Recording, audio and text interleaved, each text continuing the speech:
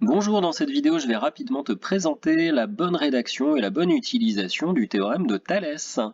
Déjà, il faut savoir à quoi ça sert. Que dois-tu calculer ou prouver quand tu veux utiliser le théorème de Thalès?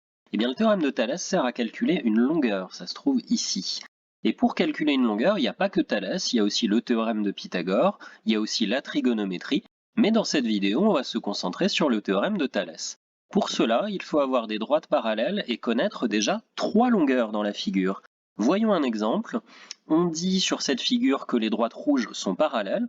On a donc bien des droites parallèles et on connaît bien la longueur 2, la longueur 4, la longueur 9. On a donc bien trois longueurs. Et puis, il faut que tu saches qu'il y a une deuxième configuration possible du théorème de Thalès. C'est ce qu'on appelle la configuration papillon. Je vais y revenir un petit peu après sur vraiment de quoi sont constituées ces figures. Mais en gros, tu vois que là aussi, il y a des droites parallèles et il y a de nouveau trois longueurs. Allons-y, ça se fait toujours en trois étapes quand on rédige de la géométrie. Premièrement, les hypothèses, c'est-à-dire les conditions d'utilisation du théorème, les voici. Il faut premièrement avoir trois points A, B et D qui soient alignés.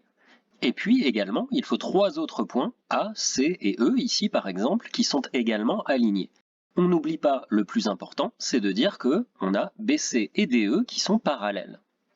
Il y a donc trois conditions d'utilisation qui sont importantes toutes les trois, sinon on n'a pas le droit d'utiliser le théorème de Thalès. Ici on peut. Et la conclusion, c'est l'égalité des trois rapports. Mais avant ça, revenons un peu sur les figures. Il y a quoi dans ces deux figures? Il y a un triangle, un grand, et il y a un autre triangle, un petit, qui sont placés soit l'un dans l'autre dans la figure du dessus, soit l'un en face de l'autre dans la figure du dessous.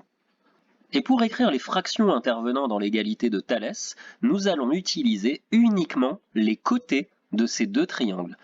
Les seules longueurs autorisées sont les côtés de ces deux triangles qui sont coincés l'un dans l'autre ou l'un en face de l'autre. Ça donne ça, AB sur AD égale AC sur AE égale BC sur DE. D'où vient la première fraction AB sur AD? Elle vient du premier côté là où on avait les points A, B, D qui sont alignés. D'où vient la deuxième fraction AC sur AE? Ça vient des trois points ACE qui étaient alignés.